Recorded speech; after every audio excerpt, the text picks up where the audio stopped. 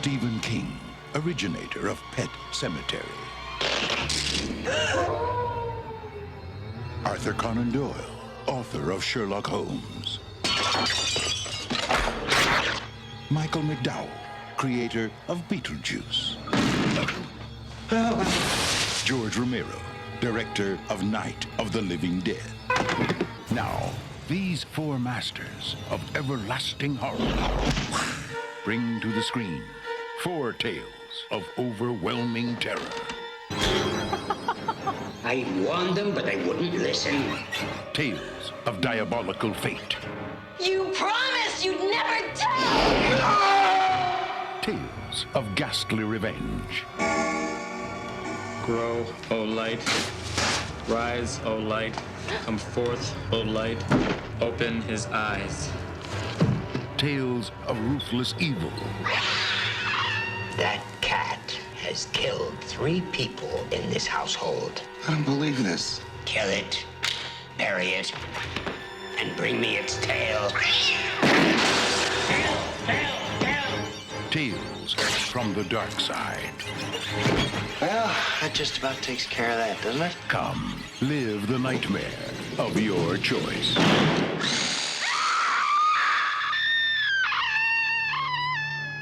Tales from the Dark Side.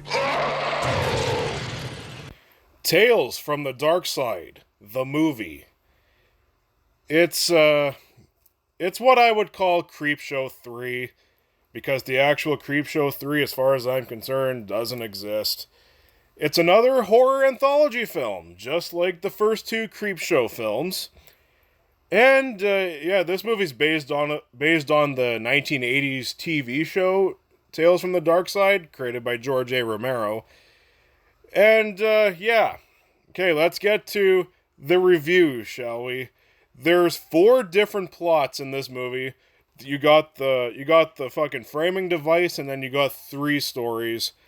So let's get to it. So, you got the framing device, which is a housewife / witch is preparing a meal for other witches, and it happens to be a young boy.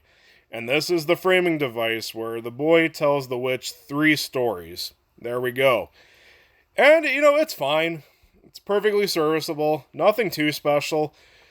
The first story is called Lot Number 249, and it's about this guy. He's played by Steve Buscemi. And you also got Julianne Moore in here, and Christian Slater's in there as well. And it tells the story of a guy. He finds a mummy. He's been cheated by 2 of his classmates, and basically he uses the mummy to try to kill them. And honestly, this is my least favorite of the 3 stories. It's perfectly fine. It's just, basically it's got a slasher vibes combined with supernatural. The characters aren't that great, but it's entertaining enough. It's got a nice, creepy musical score. The kills aren't too bad. It's fine. The performances are good, I'll say that. But yeah, it's perfectly serviceable, nothing special. The next story, though, The Cat from Hell, the one that's based on a Stephen King story and was written by George A. Romero. This is my favorite one. A lot of people say the last story is the best, but no. The Cat from Hell is my favorite story here.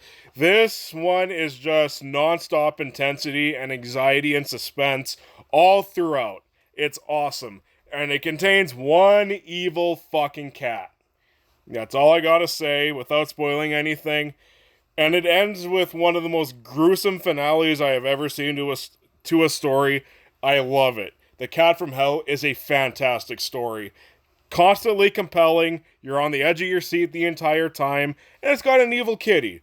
What do you expect? It's very psychological. Pretty gruesome. It's great. If you're going to watch this movie, definitely stick around for this story. It's great. And then you got the final story, Lover's Vow, which is about a guy who witnesses a gargoyle kill a guy. And he basically just promises to never reveal what he has seen in order to spare his life. And he ends up falling in love with a woman, and that's where I'll stop, because if you haven't seen this movie, I won't ruin the entire thing for you, because it leads to another wicked good finale. And it's also the most gruesome story in the movie. I love Lover's Vow. I thought it's compelling. It's got a good love story in there. It's got some good gore, some really good kills. It's awesome. Very well acted too. That's one thing I love about Tales from the Darkside, the movie. It's got some really good performances in here. And it's consistently spooky. It's got a nice musical score, great directing for all three stories. With all the stories in this movie, they're all very well directed. Some of them are better written than others for sure, because the first story is nothing really that special. But in the end, if you just want a nice, darkly funny, creepy, gruesome movie to watch during the spooky season, Tales from the Darkside, the movie, is definitely a good option. It's better than Creepshow 2, I'll say that. And yeah, if you just want a nice anthology, here you go. It's not as good as the first Creepshow. It's better than Creepshow 2, and even though this movie is called Tales from the Darkside, the movie, I'm like a lot of people, I just call it Creepshow 3. There we go. And yeah, it's a good movie. I really enjoy it. I'm a proud owner of the Scream Factory Blu-ray. I watch it every year, just like the first Creepshow. Tales from the Darkside, the movie, is a solid film. It's a very solid anthology. I love how the movie wraps up in its framing device. It's a lot of fun. This is a fun movie. It's a fun hour and a half. I am going to give Tales from the Darkside, the movie, a B+.